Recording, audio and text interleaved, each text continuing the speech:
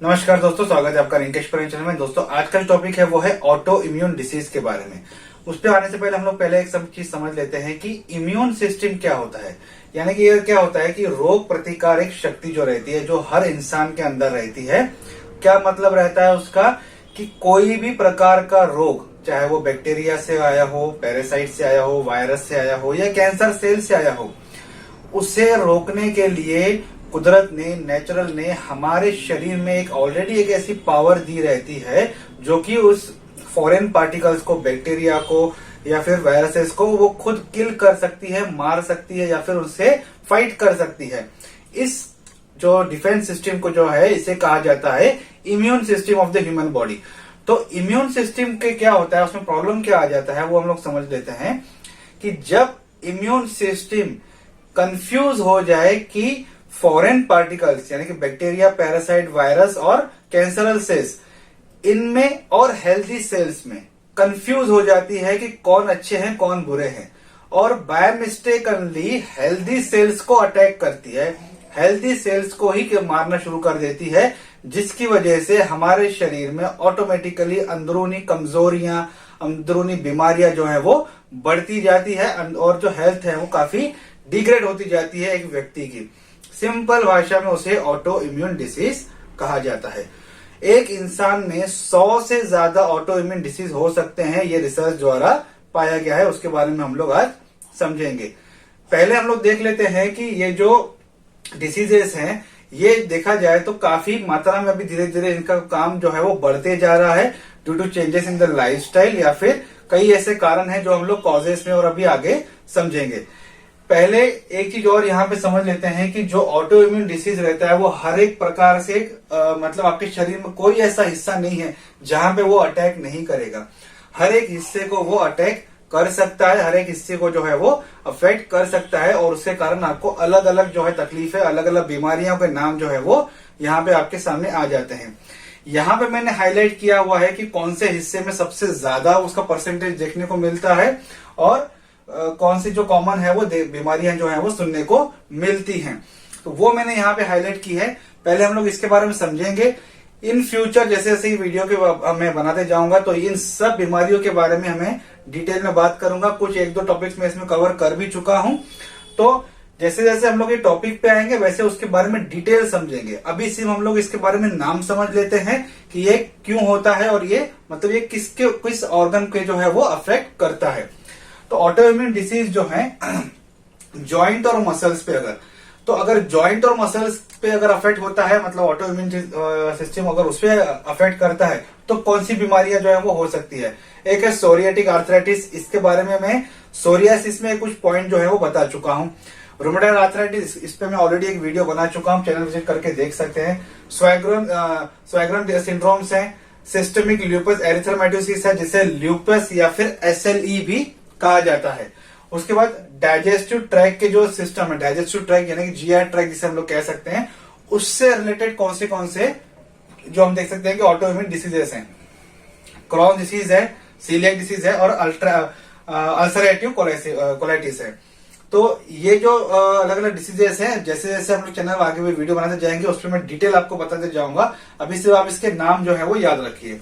Endocrine एक system रहता है हमारे ह्यूमन बॉडी में, उसके अगर वो अफेक्ट करता है तो कौन से डिसीजेस हो सकते हैं। ग्रेव डिसीज है, हैशिमोटोस थायरोइडाइटिस है और एडिसन डिसीज है। उसके बाद अगर स्किन को अगर अफेक्ट करता है तो डर्मेटोमायोसाइटिस हो सकता है या फिर सोरियासिस पे वीडियो बना चुका हूं, चैनल विजिट करके देख सकते हैं। नर्वस सिस्टम पे अगर अफेक्ट करता है तो क्या होता है, क्रॉनिक इन्फ्लामेटरी डीमाइलिनेटिंग पॉलीन्यूरोपैथी, जिसे CIDP भी कहा जाता है। और गुलियन बेरेस सिंड्रोम एक होता है। उसके बाद मल्टीपल स्क्लेरोसिस यानी कि MS करके जिसे हम कह सकते हैं, वो एक डिसीज जो है वो ऑटोइम्यून डिसीज है जो नर्वस सिस्टम को अफेक्ट करती है। उसके अलावा कुछ और अदर डिसीजेस जो वो ऑटोइम्यून डिसीज जिसे हम लोग कह सकते हैं। तो और कौन से हैं जो कि सुनने को हमें मिलते हैं। एक तो है type 1 diabetes, autoimmune vasculitis, pernicious anaemia और वेस्कुलाइटिस। तो ये जो चीजें हैं ये हमें सुनने को मिलती हैं। टाइप 1 डायबिटीज, सोरियासिस, ये सब चीजें ऑटो इम्यून डिसीज का है। अब ऑटो इम्यून डिसीज कैसा होता है, उसके ट्रीटमेंट क्या है, डायग्नोसिस क्या है, क्यूरेबल है या नहीं, ये बाकी की चीजें हम लोग अभी आगे समझेंगे। अब देखते हैं कि जो कुछ क्वेरीज रहती हैं ऑटो इम्यून डिसीज के बारे में या फिर उसके जो कॉजेज है उसको हम लोग अभी समझ लेते हैं कि हाउ इट हैपन्स, कि होता कैसे है असल में, इसका कॉज अगर देखा जाए या फिर इसके बारे में अगर क्या रिसर्च जो है वो कहती है। पहली बात तो इसका कॉजेज है या फिर ये क्यों होता है ये टोटली अननोन है। रिसर्चर्स भी जो है वो डाउट में है कि ये किस तरीके से होता है या फिर क्यों होता है। कुछ थेरीज हैं, कुछ स्टडीज हैं जो कि ये क्लेम करती हैं कि इसके कारण होती है या उस रीजन की वजह से होती है, पर जो रिसर्चर्स रहते हैं या फिर जो हम लोग कहते हैं एक्सपर्ट जिसे जो रहते हैं वो उस थेरीज में बिलीव करने के लिए रेडी नहीं होते हैं, क्योंकि उनमें काफी जो क्यूरीज रहती हैं वो आंसरेबल नहीं रहती हैं। तो अभी तक इसे अगर सिंपल भाषा में कहा जाए तो इसका कॉज जो है वो 100% अगर देखा जाए तो प्रिसाइज नहीं है। जेनेटिक्स है क्या? हाँ, जितना मैंने आपको बताया, आपको जो पहले आपको नाम बताया उसमें से काफी ऐसी जो ऑटो इम्यून डिसीज है वो जेनेटिक है काफी परसेंटेज में, पर हर चीज जो है वो जेनेटिक नहीं है, पर काफी परसेंटेज उसका जेनेटिक्स में है जो कि जनरेशन द्वारा ट्रांसफर होता है। कॉन्टेजियस है? बिल्कुल नहीं। छूने से, बात करने से, हैंडशेक से, साथ में बैठने से ये बीमारी या ये डिसीज जो है वो बिल्कुल नहीं फैलता है। फेटल है? काफी ज्यादा फेटल रहता है। वुमन्स में अगर तकलीफ बढ़ जाती है तो तकलीफ इस हद तक बढ़ जाती है कि औरतों में देखा जाए तो 10 औरतों में देखा जाए तो जो बीमारियां होती हैं तो 10 में से एक बीमारी इसे माना जाती है जिसकी वजह से औरतों की डेथ होती है। वुमन्स की जो डेथ होती है 10 कारणों में से एक कारण ऑटो इम्यून डिसीज रहता है। प्रेगनेंसी के अलग अलग कारण हो सकते हैं कि मान लीजिए आपको ऑटो इम्यून डिसीज है, उस दौरान अगर आप प्रेगनेंसी चाहती हैं या प्रेग्नेंट का होने का एक समय आ गया है वुमन का, तो क्या क्या होता है। तो अलग अलग चीजें हैं प्रेगनेंसी के बारे में। कुछ जो चीजें हैं, कुछ जो ऑटो इम्यून डिसीज हैं वो आपकी प्रेगनेंसी को अफेक्ट करते हैं, कुछ को एडवर्स इफेक्ट, मतलब some autoimmune disease have adverse effect on pregnancy. आपके गर्भवती होने के लिए उस कुछ बीमारियों का काफी ज्यादा एडवर्स इफेक्ट होता है प्रेगनेंसी के ऊपर। आपको ट्रीटमेंट की जरूरत रहती है। अगर प्रेगनेंसी के लिए अगर देखते हैं आप तो ट्रीटमेंट की काफी ज्यादा जरूरत रहती है। दोनों ऑटो इम्यून डिसीज की भी ट्रीटमेंट दी जाती है और प्रेगनेंसी की भी ट्रीटमेंट जो है वो दी जाती है। ये डिपेंड करता है कि डॉक्टर आपको क्या गाइड करते हैं। आपको कुछ ऐसी बीमारियां जब होती है ऑटो इम्यून डिसीज के लिए तो आपको कंसीव करने के लिए रुकना पड़ता है कि ऑटो इम्यून डिसीज जो है वो रिमिशन, मतलब एक रिकवरी फेज तक जब तक नहीं आता है तब तक आपको प्रेगनेंसी के लिए वेट करना पड़ता है ताकि वो रिस्क जो है वो काफी ज्यादा बढ़ ना जाए। Higher risk of stillbirth if you have a lupus जिसे हम लोग एसएलई भी कहा था, सिस्टमिक ल्यूपस एरिथ्रोमाइटोसिस जिसे हमने कहा था, या एसएलई कहा था, या फिर ल्यूपस जिसे कहा जाता है। ये काफी ज्यादा सीरियस कंडीशन रहती है। ऑटोइम्यून डिसीज जो रहता है इसमें मरा हुआ बच्चा यानी कि जो स्टिल बर्थ जिसे कहते हैं, तो ये बच्चा होने के काफी ज्यादा चांसेस रहते हैं अगर ये प्रेगनेंसी के दौरान अगर आपको ये ऑटोइम्यून डिसीज है, मतलब ल्यूपस अगर है तो। एक और मैंने मिसलेनियस अदर्स डिसीज में एक बताया था कि मायोस्थेनिया ग्रेविस, अगर कंडीशन होती है प्रेगनेंसी के दौरान तो आपको ब्रीदिंग में काफी ज्यादा प्रॉब्लम जो है वो आ सकती है। कॉजेस, प्रिसाइज कॉज अभी तक अननोन है जैसे मैंने पहले आपको बताया, लेकिन कुछ ऐसे रिस्क फैक्टर हैं जो कि रिस्पॉन्सिबल रहते हैं ऑटोइम्यून डिसीज के लिए। कौन से पहले देख लेते हैं कि मेडिकेशन, मतलब अगर आपकी कोई दवाई चालू है शुगर, बीपी या थायराइड वगैरह की, तो वो मेडिसिन रिस्पॉन्सिबल रहती है ऑटोइम्यून डिसीज के लिए। तो ये होता है जब आप डॉक्टर से कंसल्ट करते हैं, कौन से डॉक्टर से कंसल्ट करना चाहिए वो भी आगे हम डिस्कस करेंगे। रिलेटिव्स में जेनेटिक्स, मतलब ये कहीं आपके रिलेटिव्स में है, भाई को, चाचा को, पापा को, अगर किसी को है तो मतलब जेनेटिक्स तो नहीं है। जब आप डॉक्टर के पास जाते हैं तो ये सब चीजें वो पूछते हैं आपसे। स्मोकिंग अगर आप ज्यादा करते हैं तो ये भी एक रिस्क फैक्टर है। अगर आपको ऑलरेडी एक ऑटोइम्यून डिसीज है तो दूसरा ऑटोइम्यून होने के चांसेस है, मतलब अगर आपको कोई बीमारी है तो दूसरी बीमारी को वो इन्विटेशन ऑलरेडी देगी। एक्सपोजर टू टॉक्सिन, मतलब आपका काम इस तरीके से है, केमिकल्स वगैरह भी आप काम कर रहे हैं, आपका जो वर्क है वो किसी केमिकल इंडस्ट्री में, केमिकल फैक्ट्री में है, कोई लेबोरेटरी में ज्यादा काम है, टॉक्सिन्स आपके सामने ज्यादा है, कोई बीड़ी बनाने की फैक्ट्री, सिगरेट बनाने की, तंबाकू के इसमें, तो वो रिस्पॉन्सिबल रहते हैं ऑटोइम्यून डिसीजेस की। वन ऑफ द रीजन है बीइंग फीमेल। हाँ, ये इंपॉर्टेंट टॉपिक है। 78% अगर देखा जाए तो वुमेन्स में जो होता है, मतलब मान लीजिए कि 100 लोगों को अगर ऑटोइम्यून डिसीज होता है तो उसमें से 78% वुमेन्स ही होंगी। कुछ ही प्रतिशत जो रहेंगे वो मेल रहेंगे या फिर ट्रांसजेंडर रहेंगे। ओबेसिटी, मोटापा काफी ज्यादा है तो जाहिर सी बात है आपको आर्थराइटिस होने की कंडीशन जो है वो ज्यादा हो सकती है। किसी प्रकार का इन्फेक्शन हुआ है तो इन्फेक्शन वो मल्टीप्लाई होता है और आपको जो डिसीजेस है वो बढ़ते हैं और ऑटोइम्यून डिसीजेस को वो इन्विटेशन देता है। अब देख लेते हैं कि सिम्टम्स क्या क्या हैं। तो सिम्टम जो है वो कैटेगराइज रहता है, मतलब जैसे जो तकलीफ होगी उस हिसाब से उसके सिम्टम्स होंगे। जैसे मैंने आपको पहले बताया था कि जो उसके टाइप्स हैं वो कुछ चीजें मैंने आपको बताई थी कि कहाँ कहाँ जो है वो ऑटोइम्यून डिसीज होने के चांसेस रहते हैं, तो उस हिसाब से इसके सिम्टम्स रहते हैं। जैसे कि मान लीजिए अगर जॉइंट और मसल में होता है तो मसल एक होगा, पेन होगा, जॉइंट पेन होगा, स्टिफनेस होगा, थोड़ी सी जो टाइटनेस लगती है मूवमेंट में, मूवमेंट नहीं हो जाता, फ्लेक्सिबल मूवमेंट नहीं हो पाता है, स्वेलिंग हो जाती है, सूजन हो जाएगी, मसल वीकनेस हो जाएगी, इन्फ्लामेशन हो जाएगा, सूजन हो जाएगा, मसल में वीकनेस आ जाती है। डाइजेस्टिव ट्रैक में अगर ये ऑटोइम्यून डिसीज होता है तो क्या होता है, ब्लोटिंग, डकारे आ जाना, बार बार जो कटी डकार जैसा लगता है, या फिर कॉन्स्टिपेशन, कब्जी रहेगी, एब्डोमिनल पेन, कमर दर्द काफी ज्यादा होगा, एसिड रिफल, एसिडिटी, नौशिया, उल्टी जैसा लगना, फूड सेंसिटिविटी हो जाएगा, कोई चीज अगर खाते हैं तो उससे आपको पचन नहीं होगा या फिर सेंसिटिविटी काफी ज्यादा रहेगी उसकी। ब्लड और म्यूकस इन स्टूल, पोटी में, लेटरिन में जो है वो ब्लड या फिर जो है चिपचिपा जो एक फ्लूइड रहता है, जैसे म्यूकस हम लोग कह सकते हैं, वो आपके स्टूल में जो है देखने को मिलता है। स्किन में अगर देखा जाए अगर होता है तो रैशेज आ जाएंगे, ड्राइड्स हो जाएगी, इचनेस हो जाएगी, ड्राई आईज हो जाएंगी, ड्राई माउथ हो जाएगा, इन्फ्लामेशन हो जाएगा, हेयर लॉस या फिर ड्राई स्किन हो सकती है।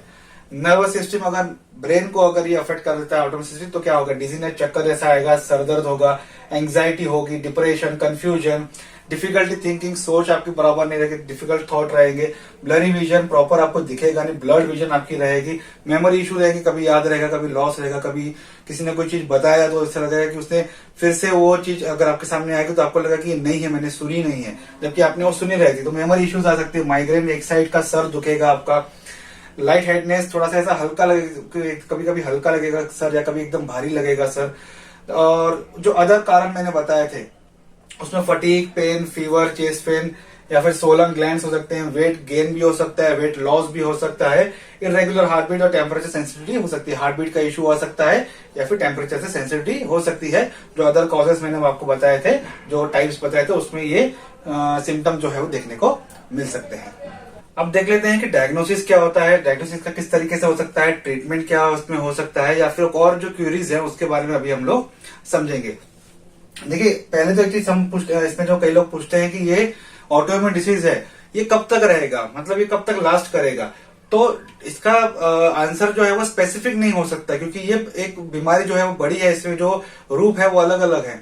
तो सम आर इजिली ट्रीटेड, कुछ ऐसे डिसीजेस हैं जो इजिली ट्रीट हो जाएंगे और ट्रीटमेंट उसकी प्रॉपर तरीके से होगी, कुछ ट्रीट ही नहीं हो सकते, और कुछ ऐसे हैं जो कि लाइफ लॉन्ग जो है वो आपके साथ रहेंगे। सोरियासिस हो गया, रूमेटॉइड आर्थराइटिस हो गए, ये ऐसी चीजें रहती हैं जो लाइफ लॉन्ग आपके साथ रहेंगी। इसका सिर्फ ट्रीटमेंट किया जा सकता है, थोड़ा बहुत इसे रिमिशन लेवल तक लाया सकता है, पर ये आपके साथ ही जो है वो लाइफ जो है रहती है till the end of your life.